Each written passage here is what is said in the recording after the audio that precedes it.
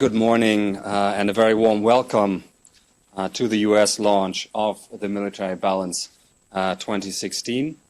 I'd like to thank the team here in the U.S. office of the IISS for hosting the London delegation, as it were, and organizing this event for us. We very much appreciate it and all the work that people here put into this event under Mark's leadership here in the office. So thank you very much.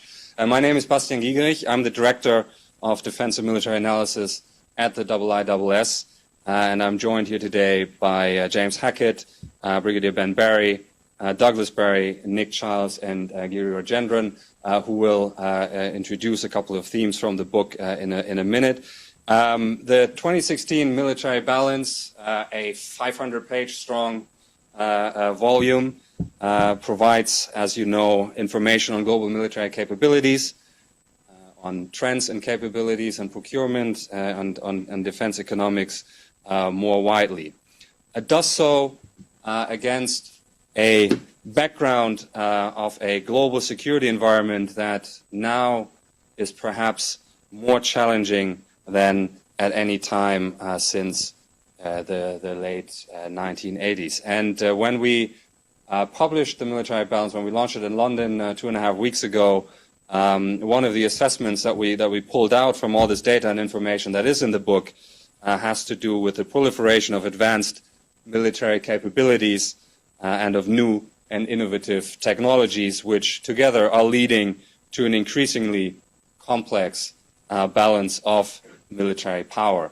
Over the next 20 minutes or so, I will invite my colleagues to each present selected findings. James will kick us off, the editor of the book, with a few key themes that he would like to highlight. We will then turn to defense economics and Giri Rajendran, followed by Nick Childs on naval and maritime matters, followed by Ben, who will address armored fighting vehicles in particular, and last but not least, Douglas, who will today focus on guided weapons. My colleagues will come forward, speak for a few minutes, then take one of these seats up here. So at the end, in 22 minutes, you will have them all up here, and we will then all be ready to answer your questions. And we're very much looking forward to a fruitful debate and interesting discussion. James, why don't you come up for the first set? And thanks, Bastian. 22 minutes. I was getting my hopes up that that's how much of your time you were giving me. So in the interest of time, I'm just going to talk about a few broad themes, one or two regions, and then we can talk more in Q&A and possibly afterwards as well, if you like. Trusty clicker here. I'll talk about Europe, principally first, and NATO. In Europe, the threats and risks to security have grown, but Europe's means of tackling them haven't recovered from the post-Cold War cycle of cuts. Our data indicates that the period 1990 to 2015 saw a dramatic decline in the number of combat battalions in Germany, Italy, France, the UK and US European Command. Overall numbers have fallen from 649 to 185. And I think it's illustrative from the change visually displayed on the slide behind me. Similarly, at the time of Desert Storm in 1991, the UK had 475 combat aircraft and France 579. Today, the numbers are 194 and 271, respectively. And across EU states, numbers on this slide indicate how far levels of some equipment have been reduced. Meanwhile, the military environment within which Western states are operating has also changed. Recent NATO operations, for instance, have taken place in relatively uncontested air, sea, and electromagnetic environments. This may not always be the case in future. Russian capabilities, including some of those deployed to the Western Military District, have the potential to impede access to and constrain freedom of action in the Baltic region. So as NATO moves towards the Warsaw Summit this July, its members are having to cope not only with the problem of concurrent crises in the East and South, but also a resurgent Russia deploying more sophisticated military capabilities. Indeed, with these having the potential to lead to an A2AD bubble in the Baltic, they call into question a key element of NATO's plan agreed at the Wales Summit in 2014, that is, the ability rapidly to reinforce allies in the East. And amid continuing calls from some in the East for a permanent, not a permanently rotational presence, it's clear that the process of adaptation and assurance will take longer than envisaged in Wales. Now, for NATO members to meet this challenge, they have to rediscover skills that have faded and renew capabilities that have been reduced. These include the recapitalization of Russia's cruise missile inventory means that NATO states means to adequately detect and defend against such capabilities needs to be reviewed. Training needs to be broadened and old skills revived in all domains. The West must assume that the electromagnetic spectrum is contested. The Baltic states already do. And forces might be operating in degraded communications and degraded GPS environments. This means renewed focus not only on suitable capabilities, but also simple stuff like drilling today's social media savvy troops in OPSEC and communications procedures. Turning to the Middle East, in Syria, Russia's intervention has reinvigorated the Syrian government's military campaign. It also served Russia in portraying Moscow as a reliable and committed partner with its allies, and gives further insights into Russia's military reform process and military capability developments. Russia is also using Syria as a testbed for some capabilities and also as a shop window. But states in the Gulf remain concerned by Iran. Gulf states have spent significant sums on defence in recent years, including on missile defence. Our wall chart this year assesses missile defence capabilities in the Gulf region. Here, Gulf procurements have largely been driven by concern over Iran's ballistic missile arsenal. But while the US has exhorted regional states to better coordinate capabilities, develop shared early warning and things like that, the US remains at the hub of regional missile defence. Russia's employment of advanced cruise missiles over Syria and China's procession of capabilities at its September 2015 military parade reinforced the fact that advanced weapons are no longer the preserve of Western states. Indeed, the high-tech developments seen in the West are increasingly mirrored elsewhere. Both China and Russia have programs to develop hypersonic glide vehicles and high-speed precision weapons. There is also defence innovation, as seen in the developmental Armata main battle tank, about which I think Ben will speak later. So how has the West responded? One way is to try and stay ahead of the curve and to invest in emerging high-technology areas such as in cyberspace, materials science, data analytics, additive manufacturing, autonomy, and directed energy systems. Another approach is to combine existing systems and emerging technologies in innovative ways, such as in the program to develop swarming UAVs by combining low-cost UAVs with autonomous technology. Meanwhile, much innovation is driven by business, and many dual-use capabilities have their origins in the private sector.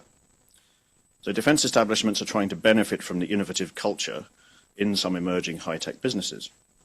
An opportunity, and also a challenge, is that some firms in this area will have a different approach to staffing, product development, prototyping, testing, and product risk more generally. And also, procurement cycles may be different.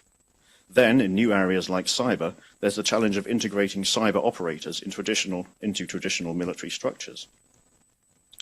In sum, there's growing access to military-relevant technology, and there are a growing number of states willing to deploy military and military-relevant capabilities in support of policy objectives. And these capabilities proliferate. As they proliferate, they also call for new thinking about deterrence, such as deterrence in cyberspace. What is deterrence against hybrid threats? What are red lines? What sort of responses would be triggered? And also deterrence in an era of high-speed, precise conventional weapons. For Western military powers, unfettered access is no longer a given. Western military technological superiority, a core assumption of the past 2 decades, is eroding. Slowing this trend, just accepting it or attempting to reverse it, will be a preoccupation of Western strategists in the coming decade. And with that, I will hand over to Giri.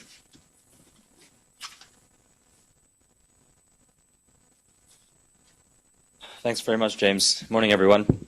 In my 5 minutes, I propose to go on a tour of the global defense economy circa 2015, focusing on 2 areas. One, global defense spending trends, and I'll talk about that at the start and the end of my presentation. And in the middle, we'll go through some regional procurement patterns that we're seeing over the last couple of years. In some major areas of the book, we cover Asia, the Middle East, Europe, Latin America, and Sub-Saharan Africa. So we've got an ambitious agenda, so let's get to it. These are the top 15 official defense budgets in 2015. As you can see, the United States far outspends everyone else at about $600 billion. If you, the next highest player is China, where the official budget's about a quarter of that, at about $150 billion. But of course, if you add in additional elements excluded from the official figures, you get something closer to 200. At about 50% of the Chinese official budget, we have third place Saudi Arabia, although that does include some interior ministry financing. It's not an opaque part of the world. That's the best figures we can get on that country. Followed by Russia in fourth at about 65 billion. Now, this is something of an underestimate, which is partly the product of exchange rate effects. The ruble has really tanked in the last 18 months as a result of economic sanctions and the declining oil price. So if you use the exchange rate from about 2 years ago, you get a figure closer to about 125, 130 billion US dollars, which would see Russia go into third place. Two other things I'd like to highlight on this graph. The first is India, number 6. That's the first time it's gone above France in the global ranking. And lastly, over on the right-hand side, the bar charts, you can see that the top 15 defense spenders spend about 4 times as much as the rest of the world combined. Another key trend we've been highlighting in recent editions is the reorientation of defense dollars from west to east. That trend we assess to have continued in 2015. If you were to add up all the real increases in defense spending in 2015 and looked at their composition, this is the picture you would get. And I'd just like to point out the 20% that Russia and China each comprise in this picture, which means that nearly half of all global spending increases occurred in those two countries alone. So where is this money going in terms of platforms? This is a graphic showing the number of countries purchasing or upgrading various categories of equipment over a 5-year period, 2011 to 2015. You have these in the slides in case you can't make them out. I'll run through the graphic very quickly. They're grouped in 3 basic areas. On the left-hand side here, we've got the general land environment, and there you can see various types of helicopters, tanks, armored vehicles, and artillery. Particular areas of focus, transport helicopters, APCs, and AIFVs, relative to others in Asia. In the middle set of bar charts over here looks at the defense aerospace sector, everything from combat aircraft to trainer light attack, tanker and transport, airborne early warning, maritime patrol, ASW, and assets and air defense systems. And there you can see a really high priority placed in Asia on tanker and transport assets. I mean, that's reflective of greater trend towards mobility in the region, partly because of terrain, also extended range operations, which states are increasingly looking at. Over towards the right-hand side, we have the final naval and maritime arena. And this level of activity is, as you will see in later slides, very high in a global perspective. Particular areas of focus are in the frigates and in the patrol boat, patrol craft sector, but also pretty high incidence of acquisitions and upgrades in the OPV and submarine subsurface sectors. Now, just contrast that with the next slide in the Middle East. The first thing you notice is that over on the right-hand side, there's lots of white space. So naval procurements, with the exception of patrol boat and patrol craft assets, tend to be less of a priority in the region, with much spending oriented towards the center, defense aerospace, combat aviation, light attack and trainer aircraft, tanker transport, as well as air defense systems being priorities in this area. Moving on to Europe.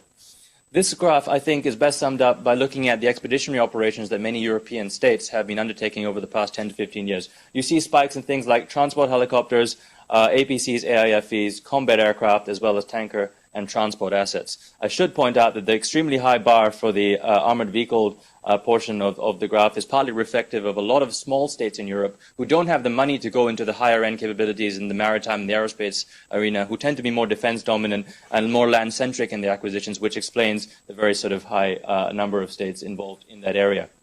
Cycling through to the last two, we have Latin America. Much lower levels of activity in general. Spikes tend to be in the air mobility sort of transport area, so you've got multi-role helicopters as well as tanker and transport aircraft. In many ways similar to the Asian procurement picture where geography and terrain are such that you do need such assets. Over in the maritime space, very little by way of major surface competence, mainly focused on the OPV and patrol boat sector. Finally, over to sub-Saharan Africa, and here's where you see the lowest levels of activity across the world, mainly in the armored vehicle category, as you can see on the left, and on the right in the patrol boat and patrol craft sector. And that's very much a West African story focused on the Gulf of Guinea. Finally, in the last slide, I come back to spending to look at the real terms trend between 2013 and 2015. This adjusts for inflation and exchange rates. And I think there are basically 3 groups of the world that we can discern from this. The first is North America and Europe, over on the left-hand side, which shows declines in these regions, but it's worth noting in 2015, the figure for Europe is about 0 real terms change. So we could see, after many years of 2% on average annual reductions, we might be seeing a stabilization in the spending picture in Europe. Whether it's an uptick or not, I think it's too early to tell, but certainly a stabilization. The next group of states is where you have deceleration or outright declines in defense spending. And here I'd like to point out the Middle East, Latin America, and Sub-Saharan Africa on the right-hand side of the graph. This is very much the end of the commodity supercycle story. In the Middle East, we assessed it's a deceleration rather than an outright decline in 2015, but in Latin America and Sub-Saharan Africa, the numbers go negative. The final group of states are the steady increasers, and here we've got Russia and Eurasia, that's principally Russia, increasing spending in double-digit rates over the last couple of years. That is probably decelerating for 2016, but that's not on this graph. Finally, with Asia, very steady growth rates at about 5 to 6%, and that's not just the China story, that's across the board. So with that, I think I've exhausted my 5 minutes. I've ended in Asia, and I'll hand over to Nick Childs, who will go into more detail on the Asian maritime picture. Thank you.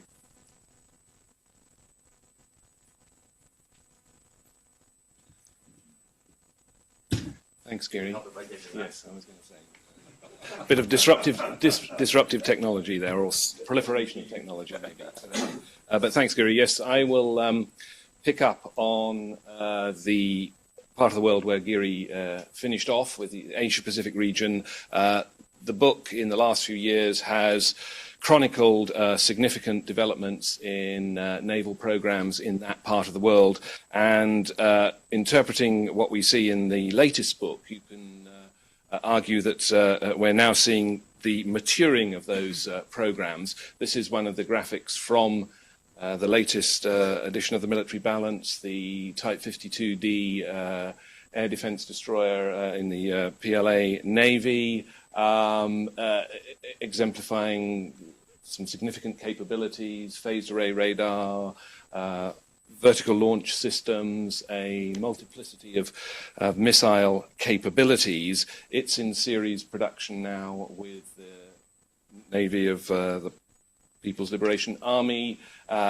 along with a number of other more settled designs after periods of experimentation with designs as the Chinese Navy builds a more homogeneous and more capable fleet. And of course, at the end of last year, we had Beijing confirming that, worst kept secret really, I suppose, that China is now constructing its first indigenous aircraft carrier. But this graphic also symbolizes the fact that this kind of capability is no longer the monopoly of Western navies. We have similar capabilities now being deployed with the Indian Navy, the South Korean Navy, the Japanese Navy. Australia is about to deploy a similar capability as well. And we're seeing the maturing of blue water capabilities in that region.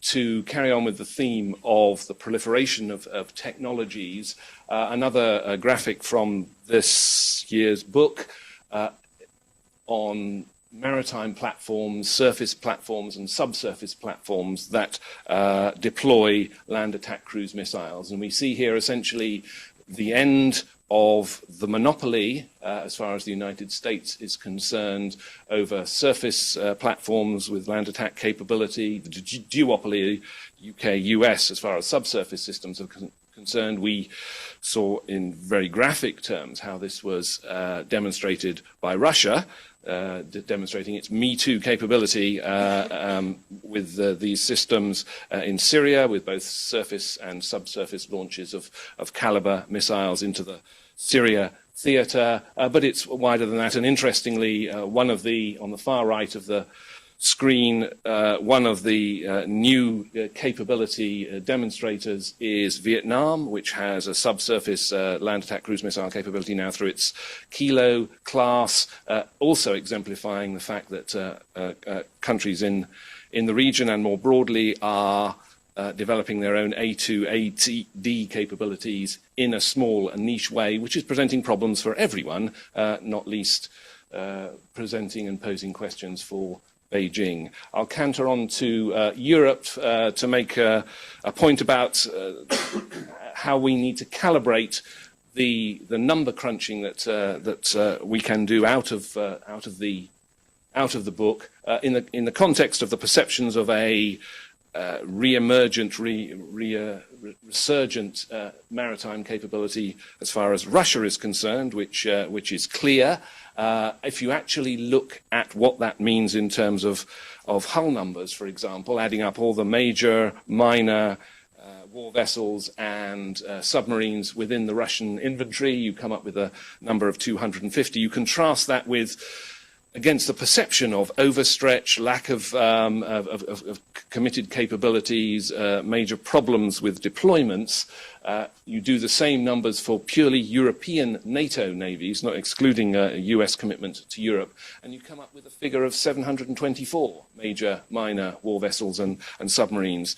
As James pointed out in one of his slides, that does represent a decline, a significant decline in the past 5 years. It's been relatively stable over the past couple of years, but it raises issues around actually maybe what the concerns that need to be addressed here are to do with coherence, multinational capability, and maximizing the totality of effect out of this, making the totality greater than the sum of the parts rather than less than the sum of the parts. Maybe this kind of activity, this is Trident Juncture this year, is a signal of an awareness of this, but there is a way to go on that. And finally, I'll come close to home here and look at the element of NATO that I missed out of the last slide, which is the direction of US investments.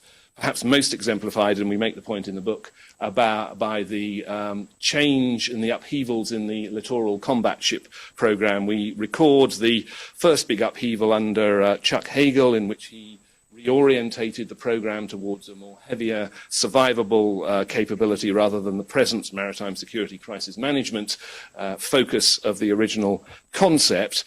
That, of course, has been further turned on its head by Ash Carter, who's reduced the overall program, indicative of the change of strategic perspective in terms of the direction of concern about programs, the emphasis now on more high-end, the anti-access area denial agenda, and how to address that and how to invest in that. That raises a whole set of issues domestically in the United States about whether those plans and programs and adjustments will go ahead. And as I make the point here, it also raises a question as far as NATO and US allies more generally are concerned about where and how to keep up with that kind of maritime direction and investment and what that will mean in the long term as far as allied interoperability is concerned. I'll stop there, and Ben, it's over to you.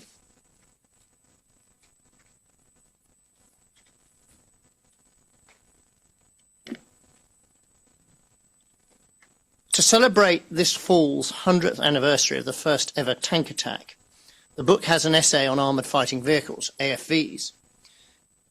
Now, they have become major land warfare capabilities. They dominate some wars, and they're also the main combat power of some key armies, including the United States Army. And there's no area of land warfare capability that can't be put in an armoured vehicle. Indeed, countries like the United States and Russia have coherent armoured forces, complete armoured and mechanised brigades and divisions. Large numbers are retained by many key armies, and the military balance shows this applies to the United States, to Russia, to China, to India, Pakistan, Israel, and many Middle Eastern states. There are considerable holdings of modern armoured vehicles in the Middle East and South Asia, and the numbers in Asia and Latin America are steadily increasing. Globally, what we're seeing is armoured vehicle fleets being modernised by variable combinations of upgrade and replacement.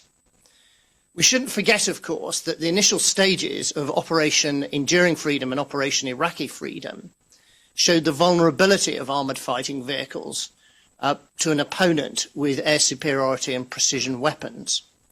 But since 9/11, armoured vehicles have played a major role in state-on-state war, including the US attacks on the Taliban regime in Iraq, the 2006 Israel-Hezbollah-Lebanon war, the several wars between Israel and Hamas in Gaza, the 2008 conflict between Russia and Georgia, and the 2013 French intervention in Mali.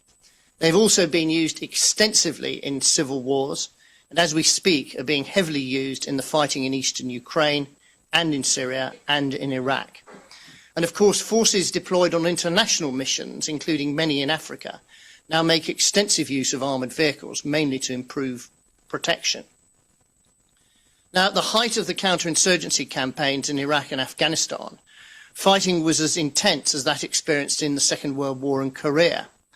Infantry were essential. They've been the dominant arm in combat in those two wars. but so were armoured vehicles.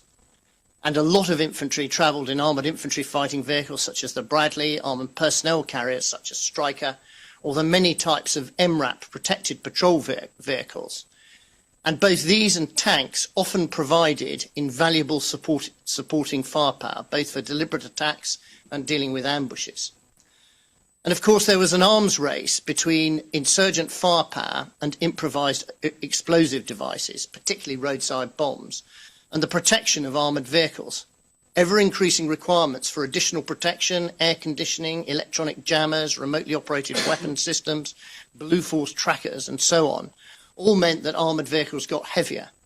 Now, many of those enhancements that were made for Iraq and Afghanistan have been judged by the armies concerned to have an enduring value, and they're being retrofitted to US and NATO armoured vehicles as part of an extensive programme of midlife updates. And that, of course, is what's happening to the M1 Abrams, the M2 Bradley, and the Stryker APC. Now, the military balance data shows that heavy, medium, and light armoured vehicles have complementary roles in modern armies. There's a lot of them around, over 230,000 armoured vehicles in the world. Most medium and large modern armies field both tracked and wheeled armoured vehicles, and I see this approach likely to continue into the future. Now, the US is a major player in this. Of the top 5 global suppliers of armoured vehicles, 3 are from the US, General Dynamics, BAE, and Oshkosh. 36% of global spending on armoured vehicles over the next decade is likely to be by the US. And you have several major programs, not least the Marine Corps Amphibious Combat Vehicle, the upgrades to armoured vehicles, and the Joint Light Tactical Vehicle.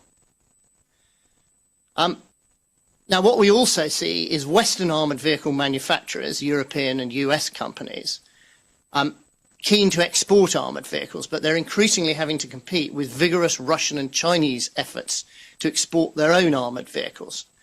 In the past, Russian and Chinese armour has been cheaper, simpler, easier to use, lighter, and thus less well protected than their Western counterparts, which has made them very attractive globally. For example, the large Indian armoured forces are almost entirely equipped with Russian vehicles, while Pakistan uses many Chinese vehicles. A different perspective comes from many African armies who consider that armoured vehicles above 30 tons in weight are unsuitable for African roads and bridges. Last year, Russia displayed prototypes of a new range of armoured vehicles that appear both better protected and heavier than previous Russian systems. And this graphic from the military balance is of the Armata tank. It has a radical layout with the crew in the chassis and an unmanned turret, the first tank to be designed to be so. It appears to have been designed to accept a larger gun in the future. Armata also displays an integral active protection system, the first tank to do so again. Now, an active protection system, the in-service example is the Israeli Trophy, where a radar and some sort of countermeasure intercepts incoming rocket patrol grenades and missiles. So this is a radical departure from previous Russian tank designs. And this close-up of Armata's turret shows what is assessed by many experts to be 2 complementary active protection systems. Now, if successfully fielded, these will change the anti-armour dynamics. The effects of APS can be countered by firing simultaneous volleys of anti-tank missiles or RPGs to overmatch the defences. But even if this is successful, the overall effectiveness of these weapons will be considerably reduced, thus prospectively reducing the effectiveness of infantry on the battlefield. But current active protection systems are unable to defeat high-velocity kinetic energy projectiles fired from guns. So for armies that are faced with enemy armoured vehicles fitted with active protection systems, the guns on tanks and the cannons on armoured infantry fighting vehicles will be increasingly important. What I think you're likely also to see is the battle between measure, countermeasure, and counter-countermeasure that has been such a feature of naval and air warfare.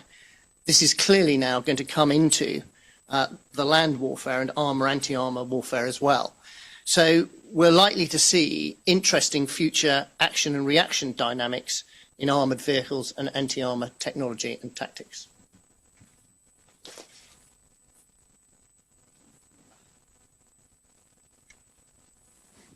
Good morning, everybody. I thought I'd very briefly touch on some of the guided weapons developments that are reflected in this year's book. First of all, that's a graphic on Meteor, which is a 6-nation European project. And as far as I can tell, it will be the first rocket ramjet-powered air-to-air missile to actually enter operational service, when it does so probably later this year on the Swedish Gripen. In terms of performance, it marks a step change in kinematics in terms of range and the ability to deal with a manoeuvring target at medium range. If you compare the unclassified performance of Meteor with the now out of service American AIM-54 Phoenix missile, you get roughly the same kinematics for about less than half the weight. Phoenix was, I suppose, about 450 kilograms. Meteor, I think, is 190 kilograms. So it's a significant performance improvement. Going to service for the Royal Air Force on Typhoon in 2018. It marks the end, if you like, of a 22-year development program. The initial project kicked off in 1994. The Russians, meanwhile, have been finally beginning to catch up in terms of their air-to-air inventory. What we see here is the R-77-1, which is the NATO designation AA-12B Adder, known as RVVSD for export. This is, at last, the Russians fielding an active medium-range missile. They started development of this in the 1980s. Development effectively ceased for most of the 1990s into the early 2000s. They've got back some funding as of 2005 and beyond, and they've now begun to field the weapon. Very important for them in terms of both their own capability and indeed for the export market. The missile has been seen in Syria. It turned up on the Su-35S. So in this year's book, it moved from being the AAX-12B to the AA-12B to reflect it being in service. What else we've seen in Syria? Well, the Russians have used it as an operational test and evaluation environment, as James has already mentioned. What we see here, the large red missile is the Ka-101, Ka-102 family. Thankfully, they've only used the Ka-101 in Syria, which is the conventional variant, the 102 being nuclear, which is replacing the AS-55 Kent. That's the NATO designation. The missile in the bottom right-hand corner is the Ka-555, which is a conventional variant of the AS-15 Kent, which we've also seen used in Syria. Finally, PL-10. One of the big weaknesses in the Chinese air-to-air missile inventory was the comparative lack of a modern infrared or imaging infrared guided air-to-air missile. Reports on Chinese state television towards the end of last year discussed the PL-10, although they said that was the Western designation for the weapon. They didn't actually give an internal designation, but we assume it is PL-10. Very significant weapon again for the Air Force. Major step forward. And it will be, I would imagine, exported. It's already in initial service, so probably in small numbers. And again, they'll probably use it as a test environment to see what else they might need to tweak. But I would expect to see this class of weapon enter the inventory in significant numbers over the coming years. And perhaps more interestingly, also turn up in the export market. You could, with the complement to this missile is the PL-12, which is an active radar-guided weapon. PL-12, PL-10, and a J-10 medium fighter or a JF-17 lightweight fighter actually poses quite a credible challenge. And these kinds of platforms will probably be exported quite widely. And on that, I'll end and we'll hand over to Bastian for the Q&A session. Thank you.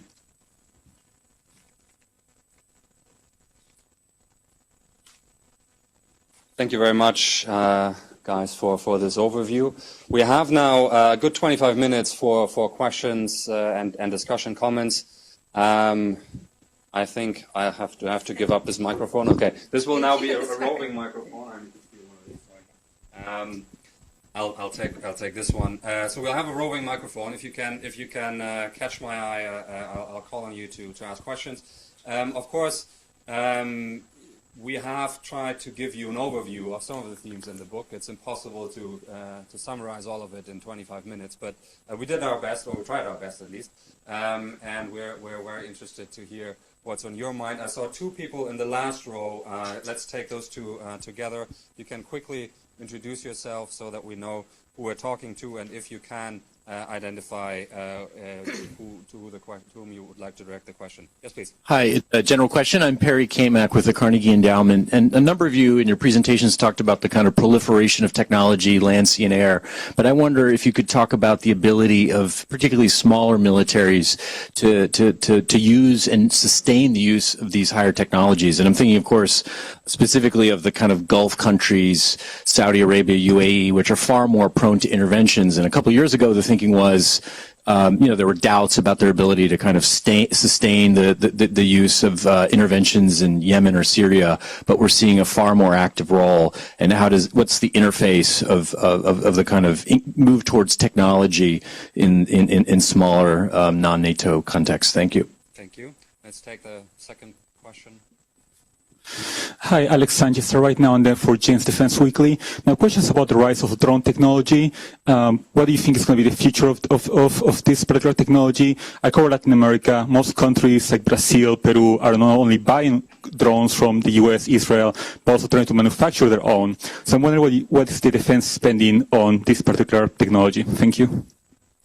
Thank you very much. Let's start with those two, and then we'll invite the next round. Doug, I'm sure you'll want to say something on UAVs in a minute, but let's start with the question of and how far small countries are able to sustain some of these trends and also some of the issues that we might have observed around operations and in a non-NATO context. Ben, you want to start? Sorry, there could be another microphone there somewhere.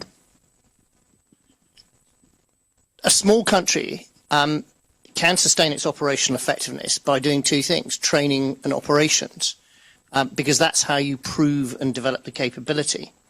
And the UAE is quite interesting because it's actually been doing international operations since the late 90s. It had a battle group in KFOR in Kosovo. It had troops in Afghanistan really throughout operation, most of Operation Enduring Freedom. At the peak of it, there are about 1,000 in southern Afghanistan. Its special forces appear to have played a major role in the Libya campaign, particularly orchestrating the fall of Tripoli.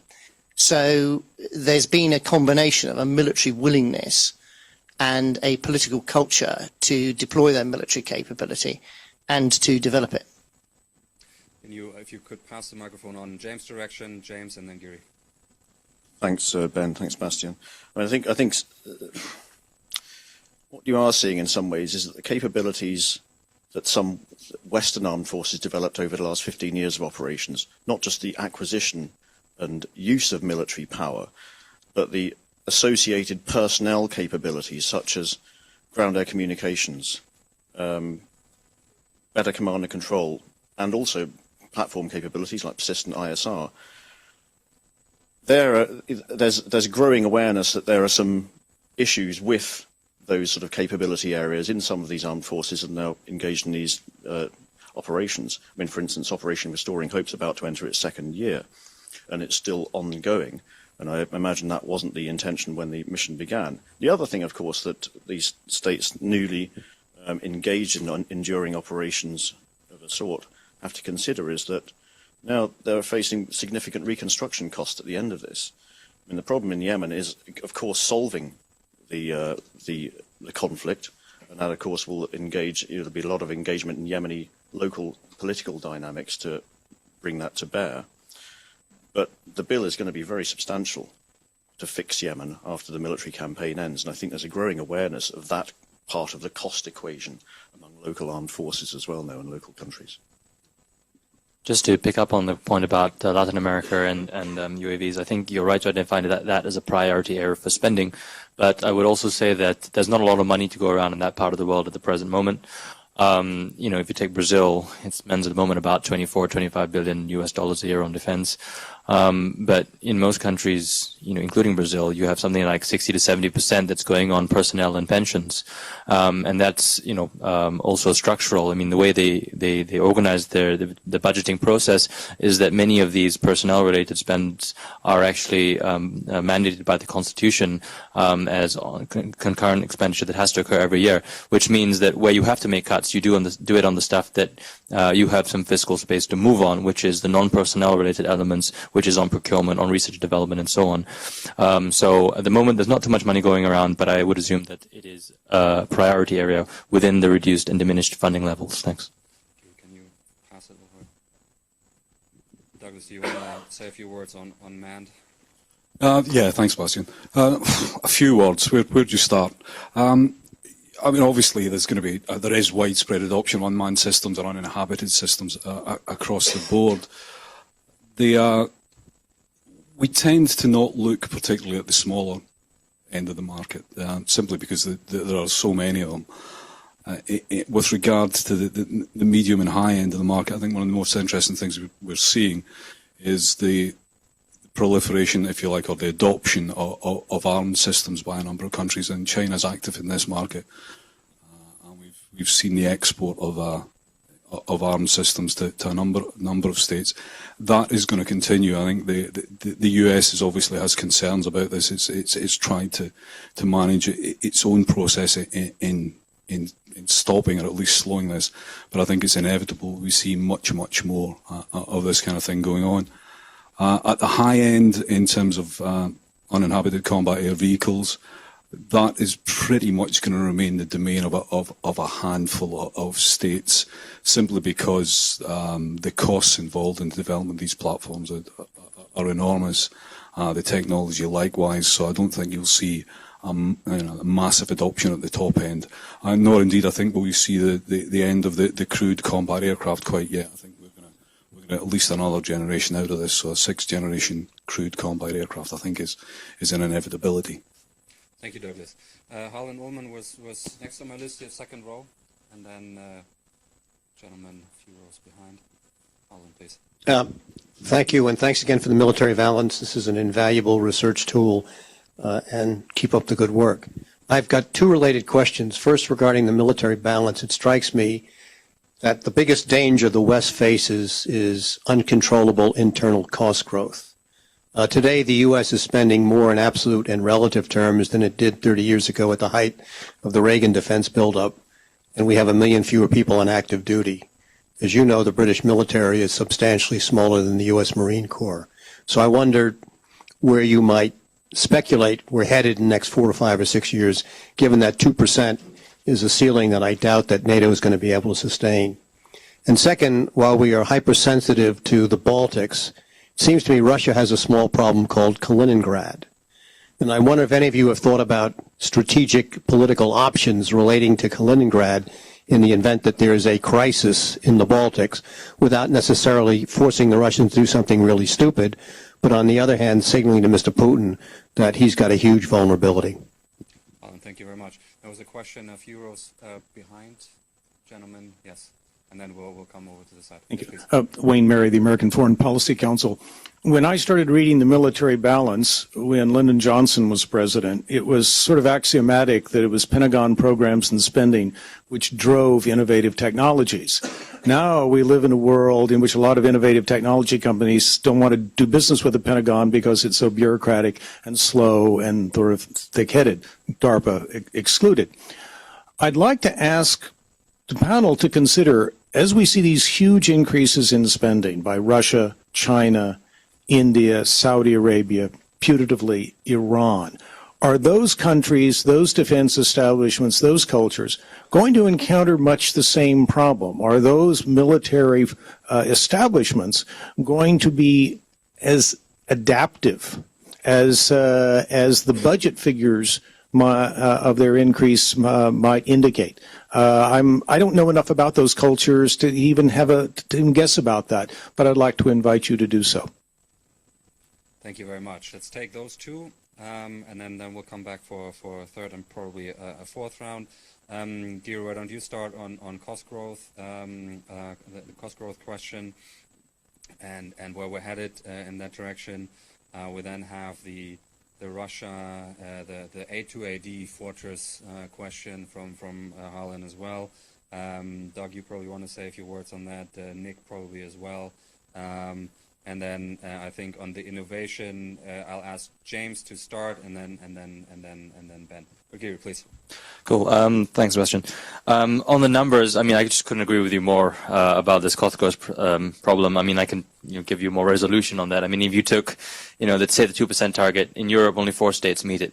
If you take all of the other countries who don't meet that target, you have a $100 billion differential between the actual spending level now and the aspiration of the 2%. Right, 100 billion. That's what they've got to make up, and that's 60% of that. 65 billion of that is France, Germany, Italy, and Spain, the big countries. Which is they need to be spending cumulatively something like 50% more than they're currently spending in order to meet that 2% level. If you take the next 5, Turkey, the Netherlands, Norway, Belgium, and Denmark, they've got to spend about 20 billion more, which is something like 65% more cumulative than they're currently spending.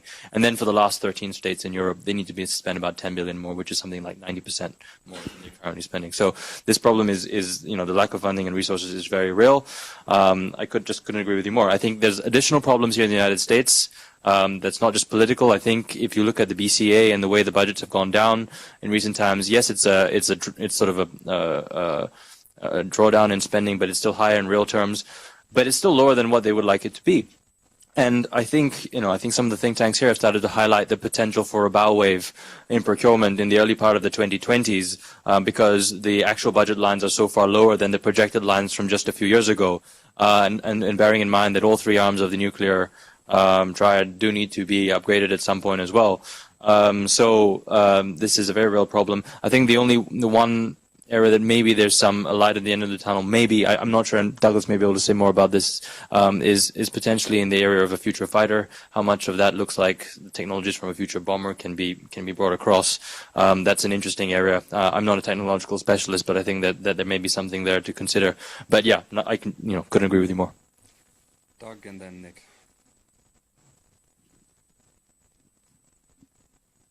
I'm not as much of an optimist on cost controls. I suppose the first thing to say about Kaliningrad is I hope we never get to the situation where we're playing tit for tat over Kaliningrad and the Baltic states. That said, obviously, if you look at it, the A2AD cuts both ways. The Russians can exercise their equivalent of A2AD, and the West could do the same in that area. You're going to end up with an extraordinarily contested environment in a way that we haven't really experienced for a long, long time. In the Russian context, you're looking at S-400, SA-21, very capable SAM system. Iskander M, certainly, probably Iskander K, which is the short-range ballistic missile and the cruise missile combination. So is Kaliningrad as much a vulnerability as it is strength? It is if NATO wants to get onto the front foot and use it as a potential pressure point.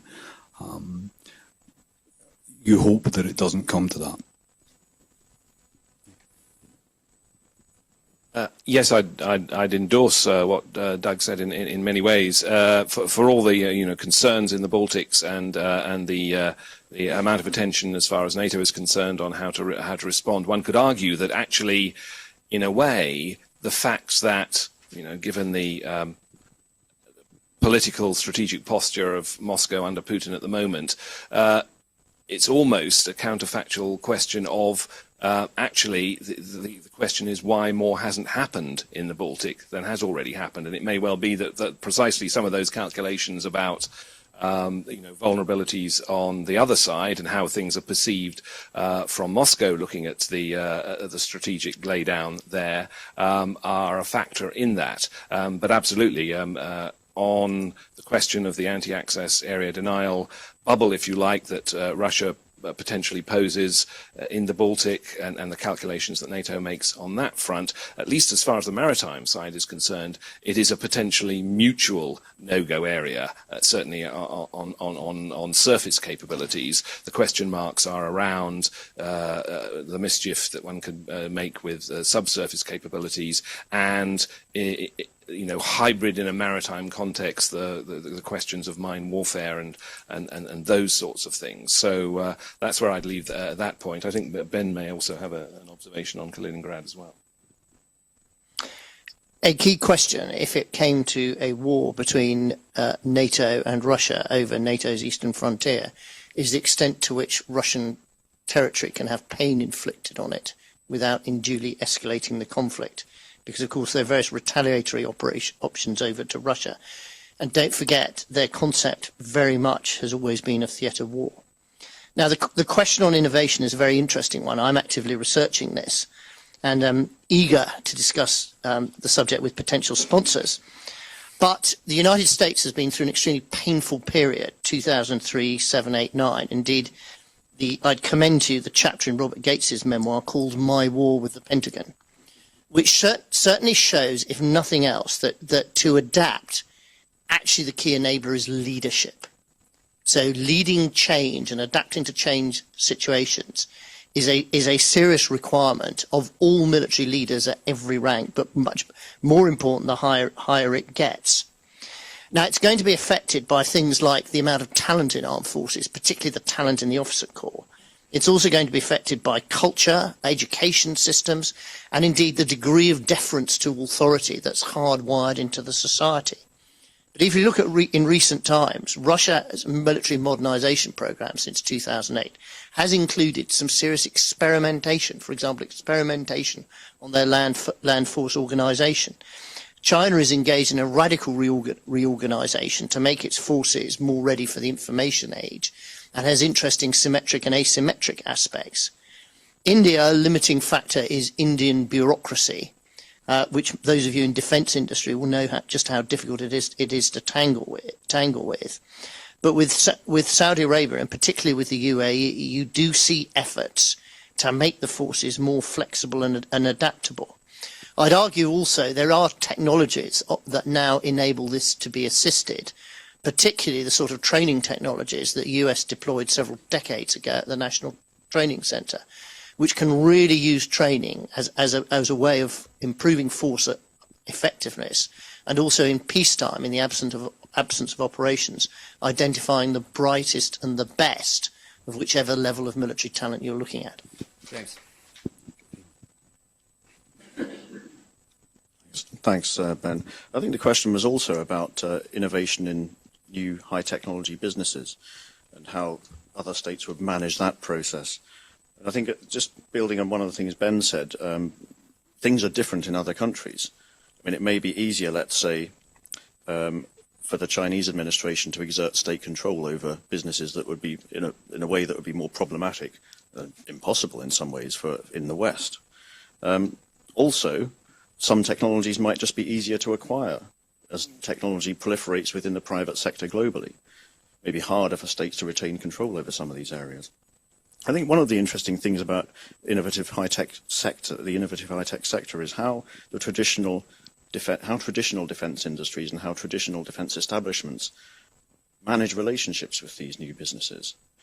How does an established defence company acquire a new high-tech business, let's say, and still look to retain the culture of innovation within it?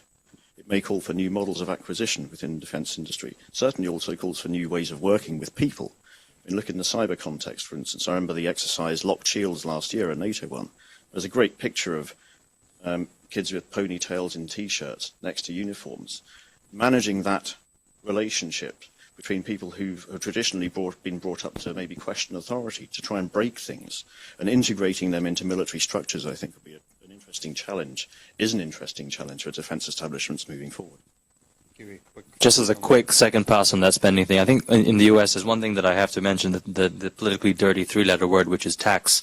And I say this in the context, if you step back and look at the structural changes in global taxation over the last 30 years or so, you get a very interesting picture. I think in the 1970s, you had a lot of OECD countries introducing value-added taxes, a very broad-based tax that taxes economic activity at every level of the supply chain. That's something that the U.S. chose not to introduce, which means that today the U.S. has some of the lowest rates of taxation in the main, overall, in the OECD world.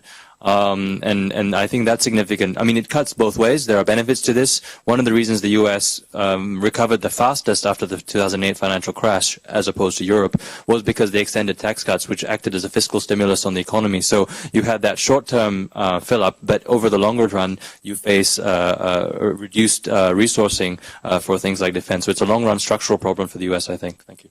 Thank you. I'm going to take three more questions to close out. Don Daniels, and then you were very patient in the last row. Sorry, can we start here in the second row? Sorry, and then we'll go to the back. Yes, thank you. Okay. Thank you very much. I'm Don Daniel. You talked about actually structural difficulties being faced by the United States and the European Union, European states in terms of defense budgets. And yet, for instance, the Council on Foreign Relations just published a report yesterday which shows that in terms of China, they polled, I don't remember the number of economists, but 61% said that China is going down towards a 1 to 3% kind of long-term, at least in the midterm trend in terms of their spending. We know Russia is definitely not going to be going up. There's going to be serious problems, serious structural problems there. So are we facing not only with it the Western states, but also, let's call it, Russia and China, basically kind of overall across the board, a serious structural move downward in terms of defense spending, particularly in light of the fact that innovation is costly. So, where's the breaking point on that? Thank you. And we'll go all the way to the back in the corner.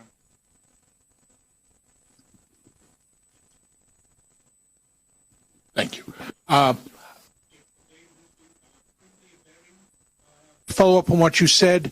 Among the clubs proliferating, would this include special operations capabilities?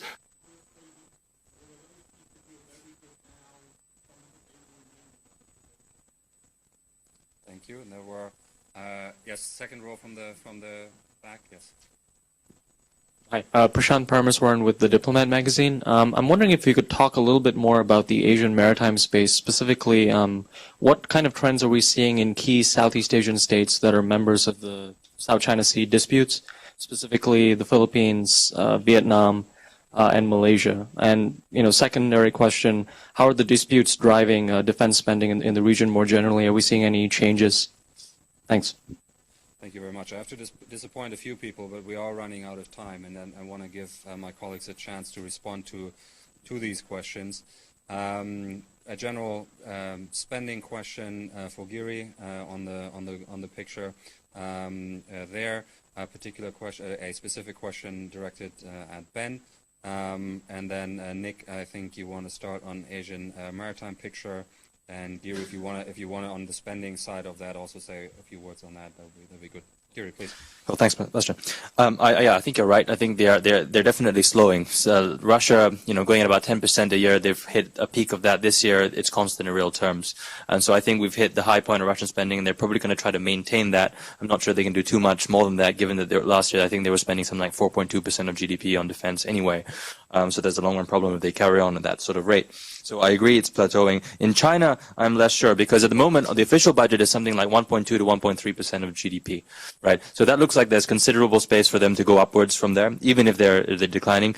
One thing to bear in mind here is that a lot of state expenditure has been going on in investment, and that's running at 40% of GDP, infrastructure investment projects and so on. I think that growth model they're finding out is not working anymore. So there's only so much more of that you can do. Whether or not that frees up money to be therefore allocated towards defense, that could be one area that they could tap into, I think. So anyway, we'll have an answer later this week when they announce the annual defense budget. So I expect to have a bit more clarity on that front then. But I think the other thing to mention in this context is, yes, they might be approaching the ceiling of spending, but they also have a lot lower cost bases, which don't come out in the market exchange rates that I highlighted earlier. There you could get into purchasing power exchange rates and so on. So they get a lot more per dollar than other parts of the world, including the West. So, in terms of relative advantage, I think the cost equation is slightly skewed in towards them in that perspective. And finally, just to mention a broader point about cost and capability. the West has had for 30 years now, ever since the second offset, that relative advantage. What does the future look like when you no longer have the monopoly, or the West no longer has the monopoly on precision strike, right? So, and if these guys are coming up to that level, then you need to spend that capital investment to get to the next stage, call it your third offset, call it whatever you like, but to maintain the relative position that, generation or two have become accustomed to, you do need to invest in a way that you haven't been investing, and that the current budget lines don't allow for. I'll leave it at that. Thanks.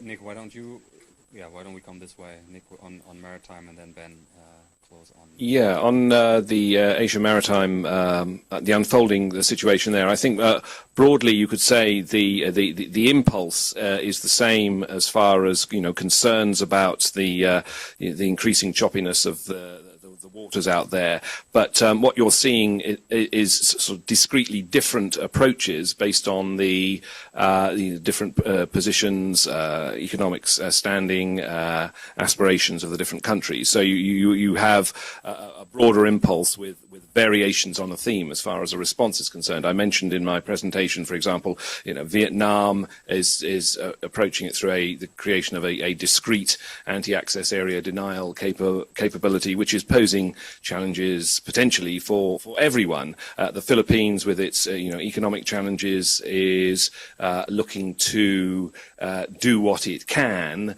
but also to strengthen alliances, seek sort of mentoring and capacity building help through alliances. Indonesia is taking a more broad-based approach, given its broad-based set of challenges in protecting its own interests. The key to how this unfolds in the future, I have to say, is to do with perceptions of how the big boys, if you like, interact. And we've seen this sort of action-reaction dynamic unfolding, and the key questions will be how that develops in the future. You've had, specifically the latest dynamic of the China land reclamation in the South China Sea, the somewhat delayed responses from the Obama administration, but the reassertion of freedom of navigation operations, what's then unfolded as far as missile deployments in the Paracels are concerned is a tweak to that as a further reaction. And we await to see how now things proceed in terms of that, as to perceptions of where the goalposts are shifting in the South and East China Seas, but also whether, particularly as far as Washington is concerned, those who are partners and potential partners in the region see the strength of the response from the United States.